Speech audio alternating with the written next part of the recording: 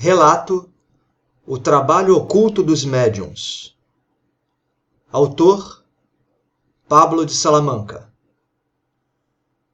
Antes de entrar de fato no relato de vivência, cabe lembrar ou frisar que os médiuns, independente da linha que sigam, têm a condição mediúnica dentro e fora dos centros ou templos espiritualistas. No dia a dia, a mediunidade funciona em maior ou menor grau, conforme o contexto, bem como funciona com a percepção do médium sobre o fenômeno ou sem que perceba o que está acontecendo.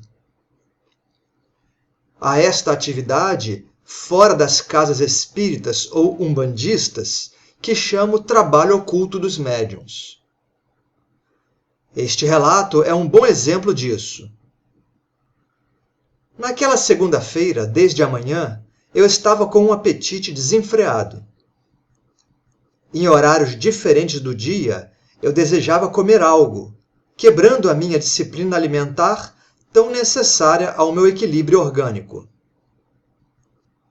Ao longo da minha vida, tenho períodos de dispepsia, isto é, dificuldade de digestão, e volta e meia preciso entrar numa dieta evitando certos alimentos. Portanto, à noite, percebi que havia exagerado, pois alguns sintomas típicos já se manifestavam. Fui dormir, mas, pela madrugada, levantei-me com o abdômen dilatado pelos gases, resultantes da dispepsia. O desconforto não me permitia dormir. Não me aborreci por isso e fui fazer um chá. Enquanto tomava a bebida morna, notando a ausência de sono, fui preparar uma palestra sobre Francisco de Assis no computador. Quando dei por mim, eram 5 horas da madrugada e ainda estava um pouco indisposto. O tempo correra e eu não havia percebido. Então fui me deitar, tentando dormir pelo menos um pouco. Entretanto, assim que me acomodei na cama, a faculdade de clarividência funcionou automaticamente. Na penumbra do quarto, vi com facilidade, na dimensão imediata ao plano físico, um homem muito obeso, de costas, se afastando tropegamente. Naquele momento, não entendi a cena que me foi mostrada. Também não me esforcei por entender. Queria apenas dormir. Depois de um tempo, tive um sono leve, insuficiente para um bom descanso.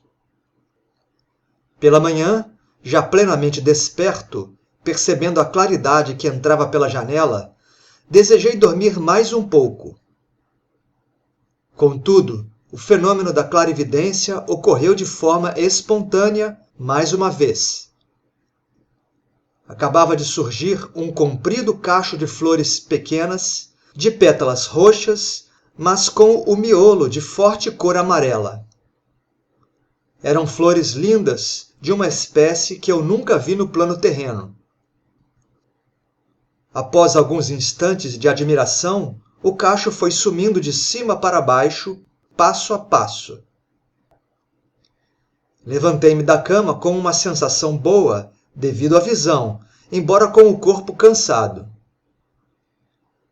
Fiz um lanche leve pela manhã e quase na hora do almoço, Tete Souza me lembrou que estávamos no chamado Dia dos Mortos. Eram 2 de novembro de 2021, uma terça-feira. Fiquei surpreso com o feriado, pois o havia esquecido completamente.